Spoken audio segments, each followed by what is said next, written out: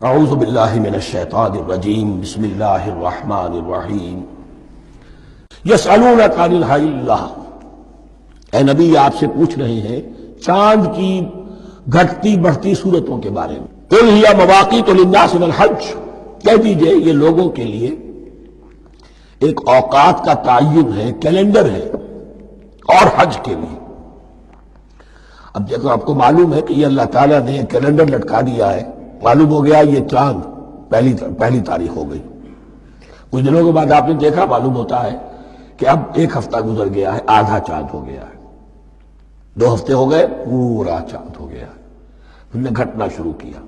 تو یہ گویا کہ لوگوں کے لیے اوقات کار کی تعین کے لیے، اور خاص طور پر سب سے اہم شے حج۔ اور یہ نوٹ کیجئے، صوم کے بعد حج، اور حج کے ساتھ قتال۔ حج وہ عبادت ہے جو ایک خاص جگہ پر ہو سکتی ہے، نماز ہر جگہ ہو سکتی ہے، روزہ ہر جگہ ہو سکتا ہے، عبادت اور ہر جگہ ہو سکتی ہے، اور زکوٰۃ ہر جگہ دی جا سکتی، حج تو وہی ہوگا۔ اور وہ تھا اس وقت زیر تسلط مشرکین کے، اور مشرکین کے تسلط سے نکالنے کے لیے قتال لازم تھا۔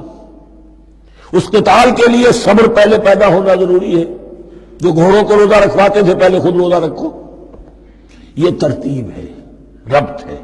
صوم کے احکام، فوراً حج اور قتال کے احکام۔ یسألونک عن الہلۃ قل ہی مواقیت للناس والحج ولیس البر بأن تأتوا البیوت من ظہورہا ولکن البر من اتقی۔ اور یہ کوئی نیکی نہیں ہے کہ تم گھروں میں ان کی پشت پر سے داخل ہو، بلکہ نیکی تو اس کی ہے جس میں تقوی ہے۔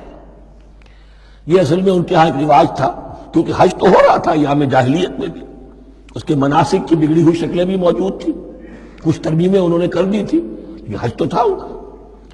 وہ یہ کرتے تھے جب گھر سے مکے سے نکل گئے احرام باندھ کر، اب اگر کسی ضرورت سے گھر واپس جانا پڑ گیا تو سمجھتے تھے کہ احرام باندھ کر نکل آئے ہیں، اب دروازے سے تو نہیں جا سکتے، گھسیں گے کہیں پیچھے سے کہیں اوپر سے پھاند کر دیوار آئیں گے، اور اسے سمجھتے تھے بڑا تقویٰ ہے۔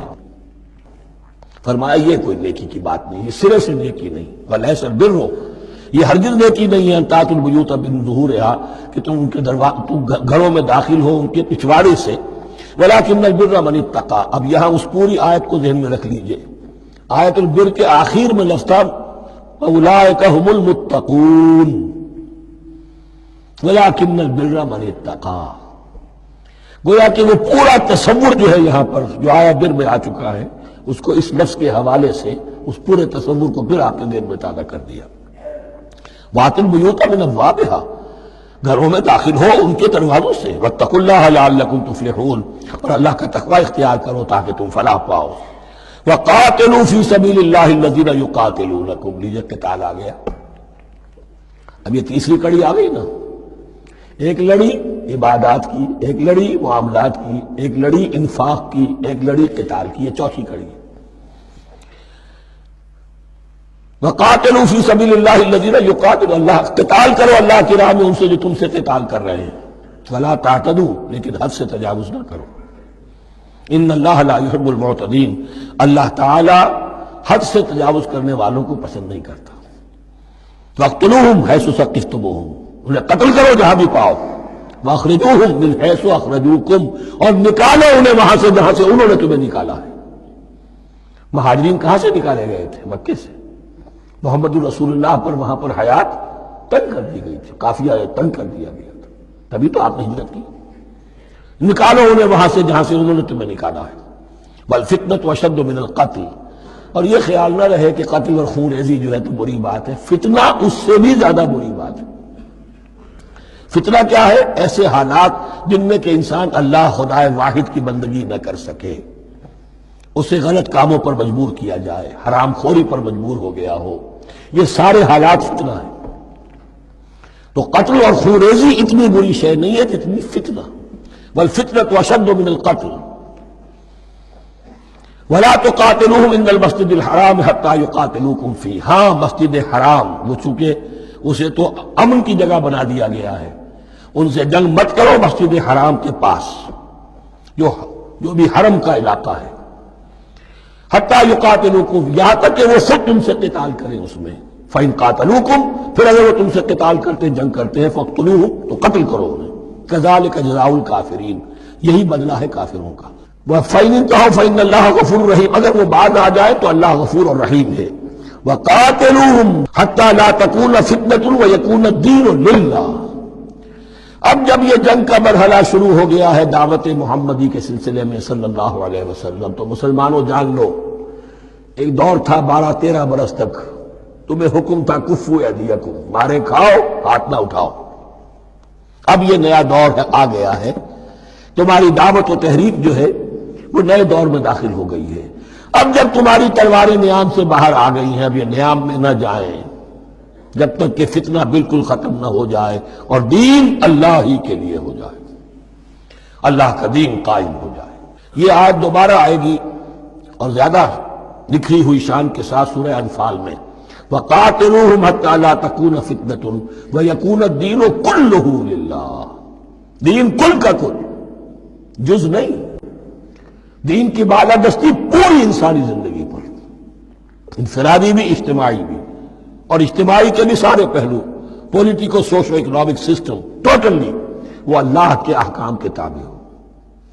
وَقَاتِلُوهُمْ حَتَّى لَا تَكُونَ فِتْنَةٌ وَيَكُونَ الدِّينُ لِلَّهِ فَإِنِ انتَهَوْا فَلَا عُدْوَانَ إِلَّا عَلَى الظَّالِمِينَ۔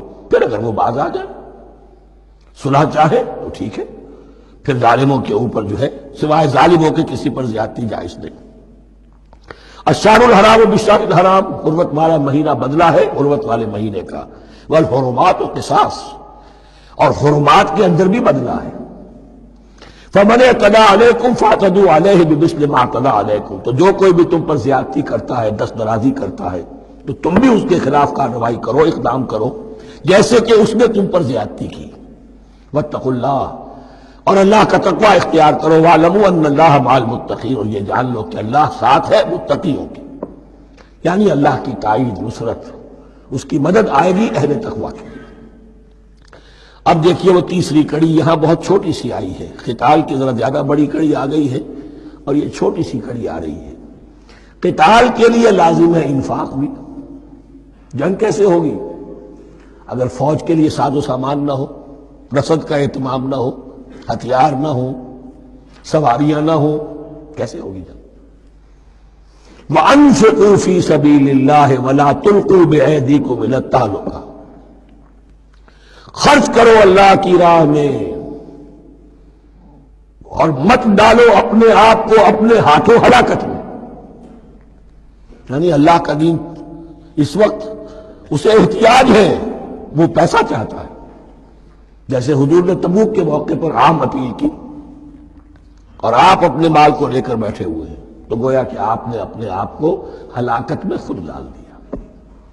یہ انفاق ہے، جہاد بالمال۔ وَأَنفِقُوا فِي سَبِيلِ اللَّهِ وَلَا تُلْقُوا بِأَيْدِيكُمْ إِلَى التَّهْلُكَةِ وَأَحْسِنُوا إِنَّ اللَّهَ يُحِبُّ الْمُحْسِنِينَ، اور احسان کی روش اختیار کرو، دین کے اندر بھی خوبصورتی پیدا کرو، دین میں بہتر سے بہتر مقام حاصل کرنے کی کوشش کرو۔ ہمارا معاملہ کیا، دنیا میں آگے سے آگے اور دین میں پیچھے سے پیچھے۔ دین میں یہ دیکھیں گے اس سے کم پر گزارا ہو سکتا ہو، کوئی اور شے ہو کہ جس میں اس سے کم سے بھی بات پوری ہو جائے، دین میں یہ ہوگا، اور دنیا میں آگے سے آگے ہے جستجو کہ خوب سے ہے خوب تر کہاں۔ تو اگر یہ جستجو دنیا میں ہے، اس سے بڑھ کر دین میں ہونی چاہیے۔ فاستبقوا الخیرات، نیکیوں میں ایک دوسرے پر بازی لے جانے کی کوشش کرو۔ وَأَنفِقُوا فِي سَبِيلِ اللَّهِ وَلَا تُلْقُوا بِأَيْدِيكُمْ إِلَى التَّهْلُكَةِ وَأَحْسِنُوا، اور احسان کی روش اختیار کرو۔ ان اللہ یحب المحسنین، یقیناً اللہ تعالی محسنین کو، ان لوگوں کو کہ جو درجہ احسان پر فائز ہو جائیں، محبت کرتا ہے، انہیں پسند کرتا ہے۔ یہ حدیث جبرائیل اگر ذہن میں ہو تو 3 درجے ہیں، جیسے میں نے آج بتایا آپ کو، وَنَحْنُ لَهُ مُسْلِمُونَ وَنَحْنُ لَهُ عَابِدُونَ وَنَحْنُ لَهُ مُخْلِصُونَ۔ 3 درجے دوسرے ہیں، اسلام، ایمان، احسان۔ اخبرنی عن الاسلام، اخبرنی عن الایمان، اخبرنی عن الاحسان۔ احسان کیا ہے؟ ان تعبد اللہ کانک تراہ فإن لم تکن تراہ فإنہ یراک۔ یہ سارے کام جو دین کے لیے کیے جا رہے ہوں، عبادت ہے، جہاد ہے، قتال ہے، ایسی کیفیت میں، ایسے اخلاص کے ساتھ، گویا کہ تم اپنی آنکھوں سے اللہ کو دیکھ رہے ہو، اور اگر تم اللہ کو نہیں دیکھ رہے تو کم سے کم یہ کیفیت تو تمہاری ہو جائے کہ تمہیں مستحضر رہے کہ اللہ تمہیں دیکھ رہا ہے۔